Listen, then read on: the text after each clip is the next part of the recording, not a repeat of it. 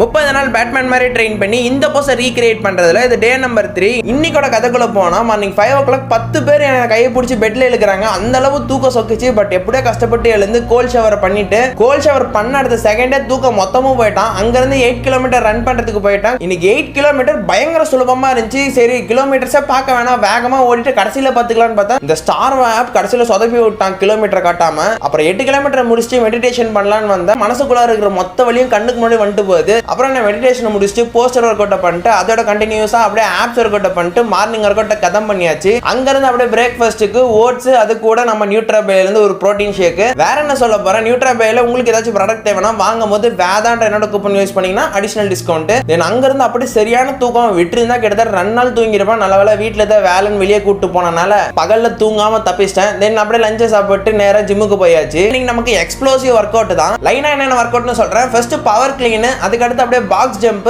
அங்கிருந்து அப்படியே ஜம்ப் பண்ணா புஷ் பிரஸ், அப்புறம் squat dumbbell overhead push. இதையெல்லாம் முடிச்சுட்டு கடைசியா ஃபினிஷிங் வந்து பாத்தீங்கன்னா எக்ஸ்ப்ளோசிவ் புஷ் அப் பண்ணி கதம் பண்ணியாச்சு. சரியான பசி எனக்கு, எப்படா வீட்டுக்கு போவோன்னு இருந்துச்சு. வீட்டுக்கு போய் பார்த்தா எனக்கு பிடிச்ச தக்காளி சோறு செஞ்சு வச்சிருந்தாங்க. ஒரே செட்டிங்ல 1 கிலோ சாப்பிடக்கூடிய ஆளு, பட் குவான்டிட்டி எத்தனூண்டு போட்டு சாப்பிட்டு இருக்கேன். அப்படியே இந்த சைடு வந்து பார்த்தா எங்க அப்பா அம்மாவுக்கு வெட்டிங் ஆனிவர்சரி, சரி கேக்கை வெட்டி செலிப்ரேட் பண்ணலான்னு பண்ணிட்டு இருந்தாங்க. எங்க அம்மா இருந்துட்டு கேக்கை கொடுக்குற மாதிரி போட்டோ மட்டும் மாதிரி எடுத்துக்கலாம்னு சொன்னாங்கன்னு சொல்லி நம்பி போய் பக்கம் நின்னா எங்க அம்மாவால என்ன பண்ண முடியுமோ அதை பண்ணிட்டாங்க.